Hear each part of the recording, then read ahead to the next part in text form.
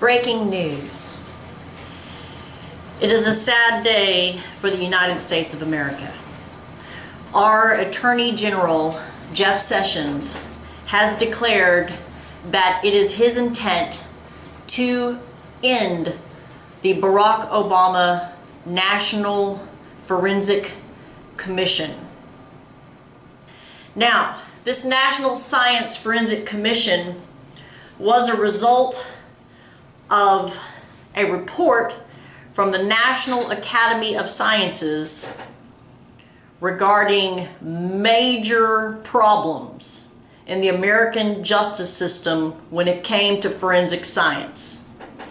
As a matter of fact, to date, half of the 349 DNA exonerations, people that were falsely convicted, half of those false convictions were a result of the misapplication of forensic science.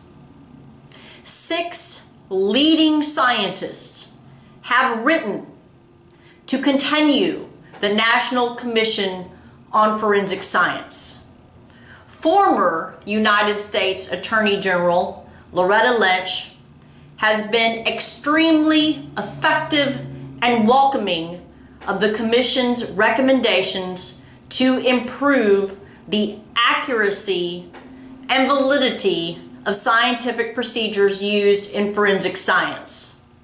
Now, if Attorney General Jeff Sessions wants to ignore the recommendations that our top leading research scientists have recommended, a fact that he cannot ignore is that leading it up to the Justice Department, which is what he wants to do, he wants to create an internal commission within the Justice Department to audit and make recommended changes from Justice Department and government-employed forensic practitioners. Well, what he cannot ignore is that this has already been done. And even the FBI had to, in 2005, abandon its 40-year practice of convicting people by tracing bullets to specific manufacturers by chemical analysis, because it came to light that that is not a scientifically valid, proven method. That science was debunked. So to put the FBI or the Justice Department back in charge of their own practices is like having the fox guard the henhouse. What is sad is that our leading national prosecutors, justices, have been on board with the National Commission on Forensic Science in combination with NIST, which is the National Institute of Standards and Technology, in moving forward the research, exploration, testing, and recommendations of the minimal requirements to ensure validity in forensic science. The National Commission on Forensic Science was currently looking into what defines uncertainty. They were exploring the qualifications that would be minimally necessary to be an analyst in reporting a forensic result. Now, the one federal judge on the National Commission on Forensic Science, Judge Rakoff, said, and I quote, when finding out that Attorney General Jeff Sessions was going to terminate the commission, he said, it is unrealistic to expect that truly objective, scientifically sound standards for the use of forensic science can be arrived at entirely centered solely within the Department of Justice.